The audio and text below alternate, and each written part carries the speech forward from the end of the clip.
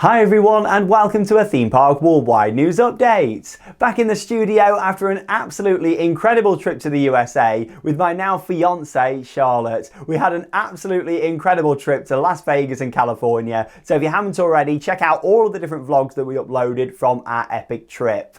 Whilst we was over in the USA, last week Alton Towers made a huge announcement about the future of its legendary roller coaster NEMESIS, and in this video I'm going to talk about the work that Alton Towers want to do to NEMESIS, along with sharing my thoughts on this news as well. NEMESIS is a very special ride to me. It's one of them coasters that I went on when I was a kid, and it made me fall in love with roller coasters and theme parks at my local park, of course, Alton Towers. It's only 10 minutes up the road here from the studio. So this is big news, it really is. So I'm going to talk about them plans and also go into detail about my thoughts on this. But a bit of history for you about the roller coaster NEMESIS. It opened in 1994, manufactured by B&M, Bolliger & Mabillard, and yes, it's a John Wardley classic, of course, a legendary roller coaster designer that is responsible for some of the best and most creative roller coaster layouts anywhere in the world. And when this ride opened back in 1994, it was a huge game changer for the UK theme park industry. 28 years on and the ride is still going strong. However, for it to retain its safety measures and of course keep running for years in the future, the ride does now require some work. So yes, Alton Towers have actually submitted an application to the council for the lawfulness of work. This basically means that they don't need a full planning application to do this work to NEMESIS. However, they're informing the council of their plans, what they are going to be doing to the ride. Now, the big part of this is going to be a complete overhaul of NEMESIS, and starting off with a track replacement. Now, the majority of the ride's track does need replacing. However, not all of it is going to be replaced, and that's because the section that starts, of course, at the top of the lift hill and runs all the way down the lift through the station and all the brake run, that is actually going to be retained, because you've got to think there's not much pressure, much stress on that part of the track at all, because of course it's the slower sections through the brakes, the station, and of course the lift hill. However, everything from the top of the lift all the way through the ride's layout, the inversions, the helixes, the drops, all the way through until the start of the brake run is going to be replaced on NEMESIS. Now, the good thing is this is going to be a kind of like-for-like replacement of the ride. Back in 2015, the Hulk roller coaster at Universal in the USA at Islands of Adventure, that actually had this treatment too. They kept the lift hill, but the launch section in place, and along with that, the station and the brake run and a couple of other sections. So what we're looking at here is something very similar to that work. It actually really improved the Hulk coaster. So with NEMESIS, as much as the ride doesn't need improvements, we may find that it rides even better and certainly much smoother after it's had this work done. There's also going to be replacements to the columns, as they've put it in the application, but as we refer to them, the supports for the ride. 89 of the supports are going to have to be replaced out of 117. So yeah, that's quite a high percentage, of course, out of the supports that are going to be changed. And again, that's only a good thing. Again, it's going to be a like-for-like replacement, other than some of the sections in the downwards helix, where they're actually going to change the support slightly there, because it's a very high-pressured part of the track. There's a lot of stress on the track at that point. Of course, after you go through that first corkscrew, the helix round to the right, that is the most pressure on that track. So yeah, that is actually going to be having a few changes to the design of the support there, just again to make it stronger and last longer for the future. There's also going to be the removal and replacement of 636 bolts, replaced and regrouted. And along with that, lots of cosmetic repairs as well to the area surrounding NEMESIS. That includes the theming on the station, the entrance area, the queue line. As much as the queue and the theme is going to be retained, there's going to be cosmetic repairs just to make it look better. Going back a few years ago, they actually repainted NEMESIS, the track and the supports, and they also repaired some of the theming, especially on the station, the actual monster for NEMESIS itself. But yeah, this is going to be more extensive work than that by the looks of it. Of course, to make it look really nice and fresh with this shiny new track that's going to be put in there as well. Along with that, some of the bases, or as we would call them, footers, are going to be strengthened in limited locations. And you've got to think a big part of Nemesis is the fact that it was built into a ginormous pit. They excavated a quarry effectively and built a roller coaster in it. And that's what makes Nemesis really special and the legendary ride that it is all these years on. And yeah, I've just got to say, I think this is fantastic to see that Alton Towers are securing the long-term future of this ride. We know that it's going to follow the exact same layout. There's not going to be any changes to the layout. It's going to look exactly the same. Once this work has been completed, you'll be able to stand there in Forbidden Valley. You'll be able to ride on Nemesis, and it's not really going to look or feel any different. However, there is going to be one difference to Nemesis after this work has been completed.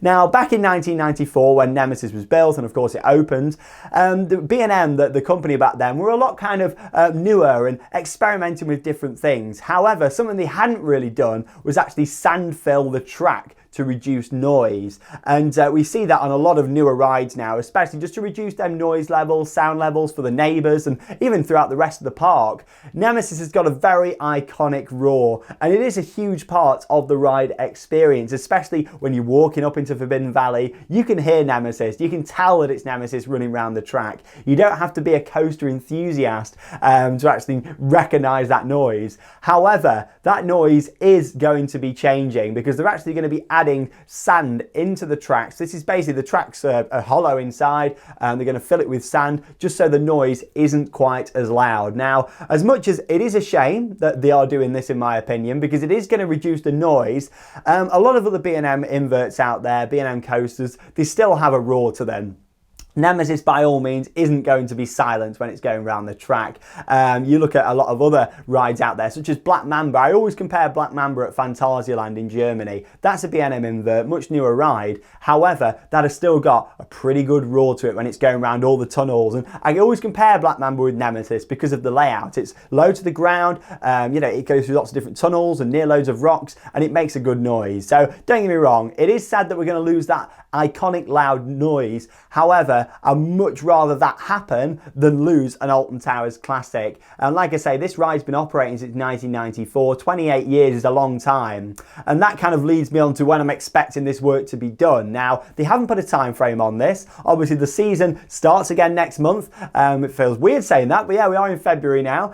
So yeah, the season starts again next month in March. I'm expecting this work to take place later this year, throughout 2023, ready for Nemesis to be open again after this work in 2024, because it'll be the ride's 30th anniversary, 30 years on, and I feel like that would be a real good time to kind of relaunch Nemesis, if you like. As much as the theme's not going to be changing, the look of it, it's just going to be an updated experience. It's going to look better, it's going to ride even better.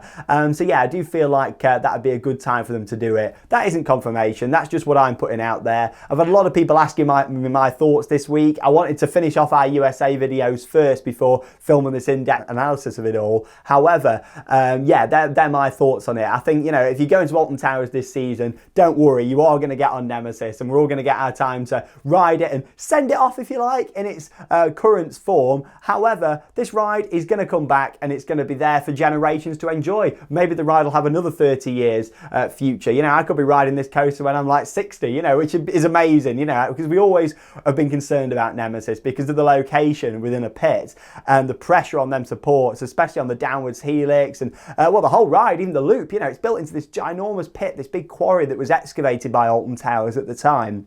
And that has kind of been part of its downfall in a way. As much as that makes the ride, that is what's also made it require this work earlier than it probably would have needed it if it was a coaster that wasn't dug into a giant pit. You look at some of the footers for the loop, for example, and they are built sticking out of the wall, out of like the actual facade. So yeah, it's putting a lot of pressure on them footers and supports. So that is why this work is needed.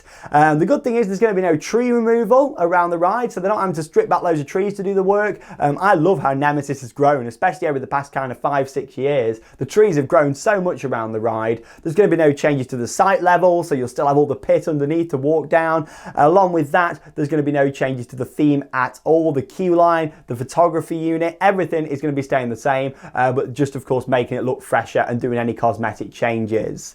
Now there's one thing that I've not spoken about, and that is the trains. So yes, of course B&M are very well known for their classic invert train design that we all know and love. However, a few years ago they started with a new train design that does feature slightly wider trains with vest restraints. Now I know there's been a lot of concern that, you know, are the trains going to be replaced? Are they going to be getting these vests?